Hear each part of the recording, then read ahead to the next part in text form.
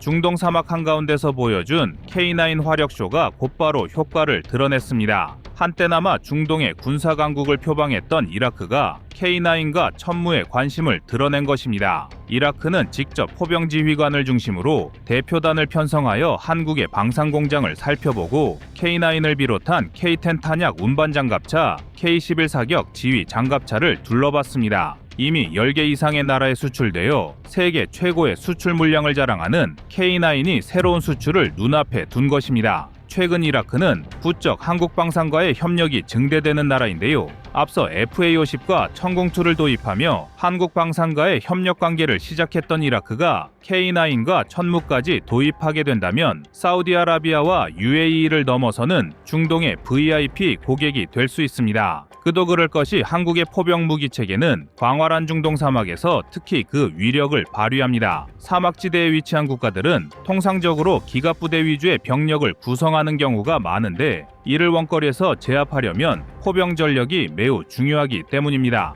아무리 대전차 무기가 발전했다 하더라도 보병이 미사일을 들고 전차를 잡는 것은 상당한 위험 부담이 따르기 마련이며 결국 강력한 포병의 화력 지원은 중동의 패권을 좌우할 것입니다. 그래서 준비했습니다. 오늘은 이라크마저 집어삼킨 K9의 최신 수출 소식에 대해 알려드리겠습니다.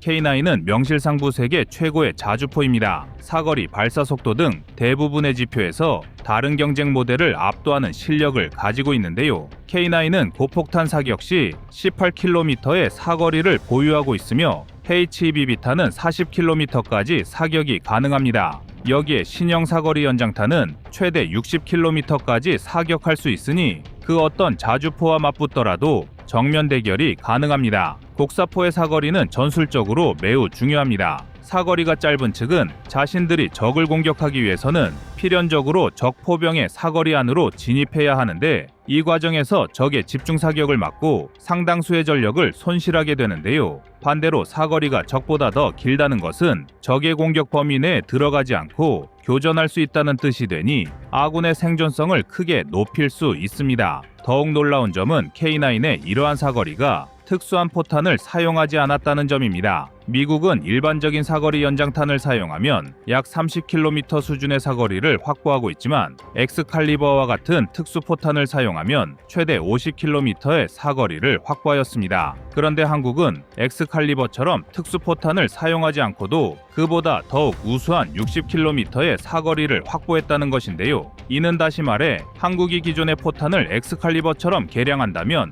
그 이상의 사거리도 가능하다는 것을 의미합니다. 이미 한국은 엑스칼리버와 유사한 체계의 신형 포탄은 물론이고 램제트 엔진을 적용한 사거리 연장탄까지 개발하고 있으니 수년 이내로 한국과 미국의 자주포 사거리는 2배 이상 차이 나게 될 예정인데요. 또한 K9의 탄종도 매우 다양합니다. K9은 일반적인 고폭탄 이외에도 DPICM과 APICM 등의 개량 고폭탄을 사용할 수 있고 백리연막탄과 지뢰살포탄 등도 사용할 수 있습니다. 이러한 포탄은 각기 다양한 상황에 맞춰 적을 타격할 수 있기 때문에 그만큼 전술적 유연성을 높여줄 수 있는 장점입니다. 또한 K9은 더 이상 외국산 파워팩에 의존하지 않습니다. 과거 한국은 독일산 파워팩을 장착하게 되면서 중동 지역에 대한 무기 수출에 상당한 애를 먹었습니다. 군사 분쟁에 민감한 독일이 분쟁 국가 또는 분쟁 위험 국가에 대해선 수출 승인을 하지 않았기 때문인데요. 이러한 이유로 UAE가 K9 도입에 실패했던 사례도 있습니다.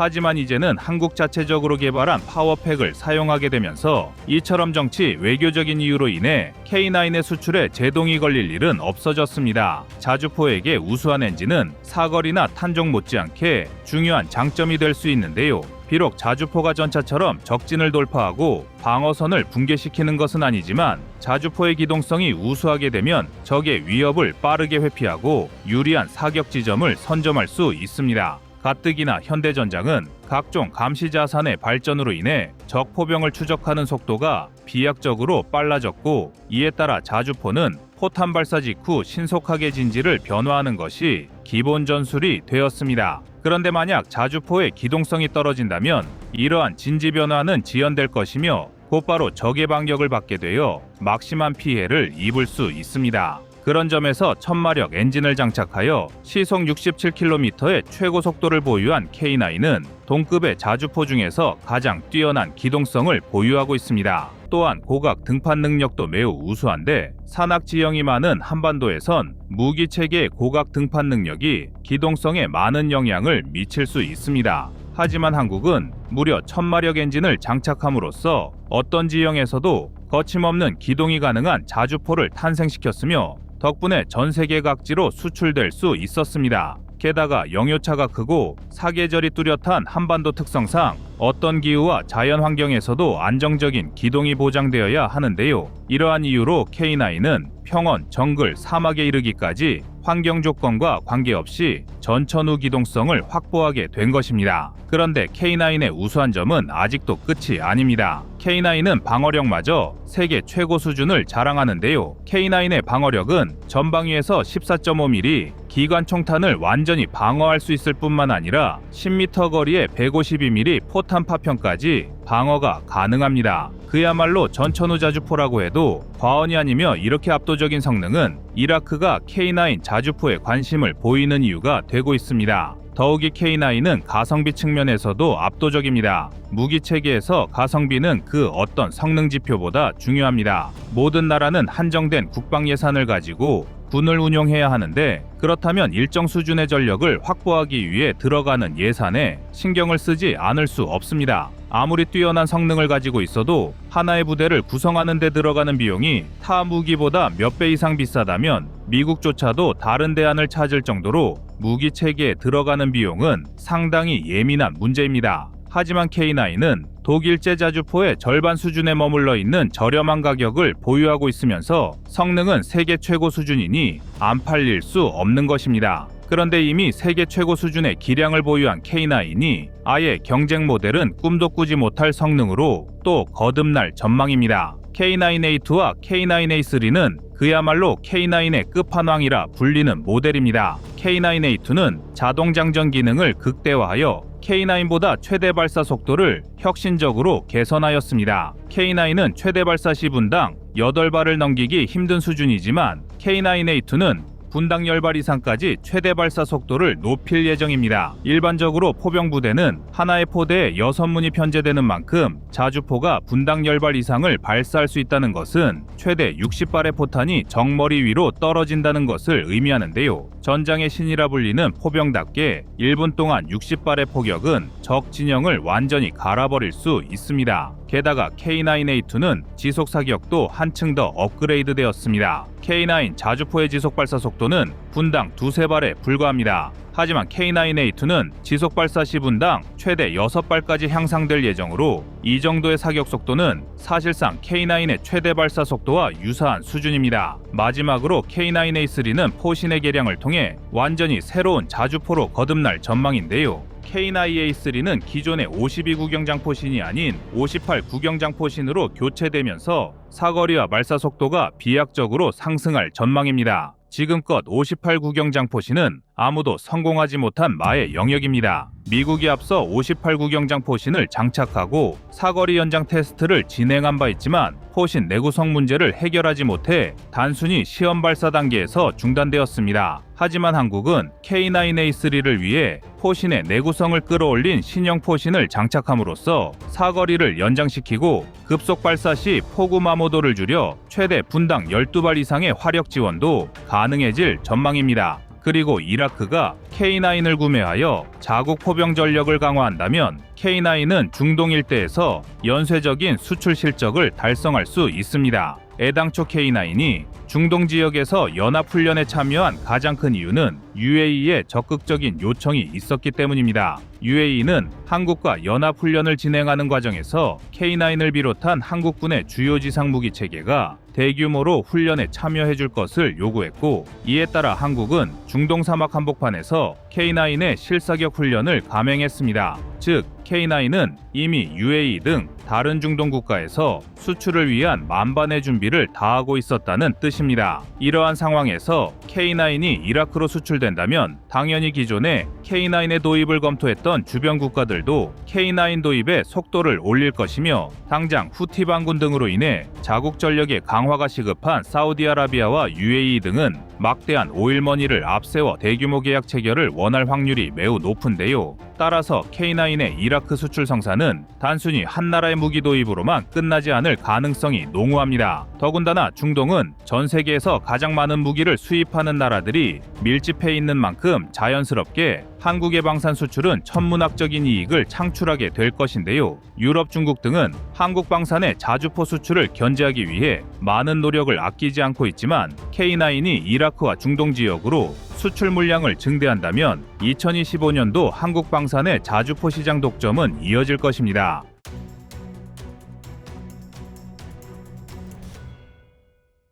다음은 25년 3월 31일 에스토니아 K9 추가 영상입니다. 2018년 계약 체결 이후 2020년에 첫 K9 자주포를 납품받은 에스토니아는 현재까지 도합 24문의 K9 자주포를 보유하고 있으며 2023년에 체결된 추가 계약에 따라 2026년까지 12문을 추가 인수, 최대 36문의 K9 자주포를 운용할 예정입니다. 그리고 최근 들어 에스토니아는 신규 국방 투자 계획을 발표하며 K9의 잔여 물량에 대한 예산을 확정했는데요. 이로써 마지막 남은 12문의 K9 계약 진행이 더욱 속도를 낼 것으로 예상됩니다. 게다가 에스토니아는 아예 기존 계약과 상관없이 더 많은 K9 자주포 도입을 고려하고 있는 상황입니다. 에스토니아는 2025년에서 2029년까지 5년간 국방 역량 강화를 목표로 79억 유로, 한화 약 12조 5천억 원 규모의 예산을 책정하며 자국군의 전투력을 강화하려 하고 있는데 이러한 특별 예산을 활용하여 더 많은 포병 전력을 확보하고 싶은 것인데요. 이러한 에스토니아의 행보는 상당히 이례적입니다. 에스토니아 육군은 모든 병력을 긁어 모아도 현역이 4,000명 수준에 불과하며 예비군을 소집하더라도 37,000명 수준의 병력을 더 확보할 수 있는 매우 작은 군대 규모를 가지고 있습니다. 지금의 에스토니아 육군 편제만 놓고 보면 36문의 K9만으로도 충분히 포병 전력을 편제할 수 있다는 것입니다. 하지만 자국의 안보 위기에 적극적으로 대처하려는 에스토니아는 자국 내 민간 기업을 통해 K9의 통신 시스템과 전자장치 등을 개량하고 추가적인 K9 도입을 통해 끝없는 전력 강화를 시도하고 있는데요. 결국 에스토니아가 더 많은 K9 자주포를 필요로 하는 가장 큰 이유는 러시아 때문입니다. 특히 러시아의 최신 자주포인 2S-35 칼리차를 막아내려면 에스토니아 육군도 그만큼의 K9 자주포가 절실합니다. 2S-35 칼리차는 상당히 괴랄한 이력을 가진 러시아군의 최신형 자주포로 한때 2개의 포신을 장착한 쌍열 자주포로 프로토타입이 제작되기도 했습니다. 러시아는 동일 구경의 포신을 2개 탑재함으로써 이론상으로는 분당 최대 32발을 사격할 수 있다고 주장했으며 실질적으로는 여러 한계를 고려하여 분당 14발에서 16발 정도를 사격할 수 있는 것으로 추정되었습니다.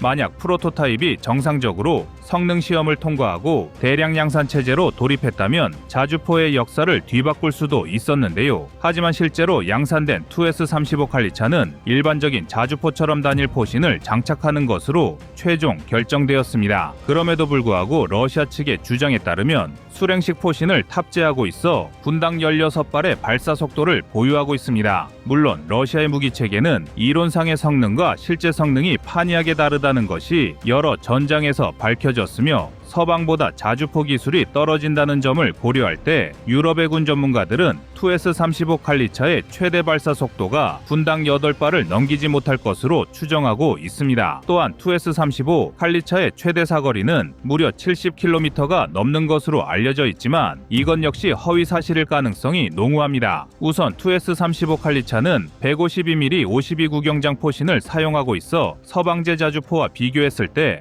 포신의 길이는 큰 차이가 없습니다. 지금까지 미국, 독일 등 방산 강국조차 58 구경장 포신을 사용했을 때 달성할 수 있었던 사거리를 기술력이 부족한 러시아가 52 구경장 포신으로 달성했다는 것은 신빙성이 떨어지는 주장입니다. 여기에 더해 우크라이나 전장에서 러시아의 포탄이 질적으로 많은 문제를 드러냈다는 점을 고려할 때 장약의 추진 기술이나 포탄 제작 기술에서도 많은 의구심이 남아있으며 유독 같은 공산권 국가인 중국 등도 사거리 뻥튀기가 심하다는 걸 생각하면 2S-35 칼리차의 70km 사거리는 뻥 스펙일 확률이 매우 높습니다. 그러나 문제는 2S-35 칼리차의 실성능이 다소 뒤떨어진다고 하더라도 이를 상대할 수 있는 자유진영의 자주포는 K9이 유일하다는 것입니다. 그나마 성능 측면에선 독일의 펜저하우비츠 2000도 매우 우수한 자주포이지만 펜저하우비츠 2000은 극악의 생산 속도로 인해 에스토니아에 적기 납품되는 것이 요원하며 아무리 성능이 좋아도 전장에 배치되지 못하면 아무런 쓸모가 없다는 것을 입증하고 있는데요. 그 외에 프랑스, 스웨덴 등이 제작한 차륜형 자주포는 기동성이 우수한 대신 적 포병과의 대화력전을 수행할 수 있는 화력의 지속성과 방어력 등은 현저히 떨어집니다. 이러한 이유로 지금 당장 생산 가능하여 신속한 배치가 가능하면서 적 자주포와의 대화력전 임무 수행이 가능한 자주포는 K9만 남아있는 상황이며 에스토니아 육군이 K9의 추가 도입을 고려하는 것입니다. K9 자주포는 K315 포탄 사용 시 55km, K333 포탄 사용 시 60km의 사거리를 확보할 수 있습니다. 두 탄종 모두 공식적인 성능 검증 절차를 통과한 이후 양산 체제에 돌입했기 때문에 근거가 희박한 러시아와 달리 상당히 신뢰성 있는 성능 지표를 확보했는데요. 이러한 사거리는 다른 유럽제 자주포에 비해 최소 5km에서 최대 10km 이상 더 우수한 수치이며 자주포의 사거리가 우수하면 적과의 대화력전에서 유리한 고지를 선점할 수 있습니다. 여기에 K9의 분당 최대 발사 속도는 8발 내외로 서방 전문가들의 예상하는 2S-35 칼리차의 최대 발사 속도와 비슷한 성능을 가지고 있습니다. 쉽게 말해 사거리와 발사 속도 모두 러시아의 최신형 자주포와 정면 대결을 수행할 수 있는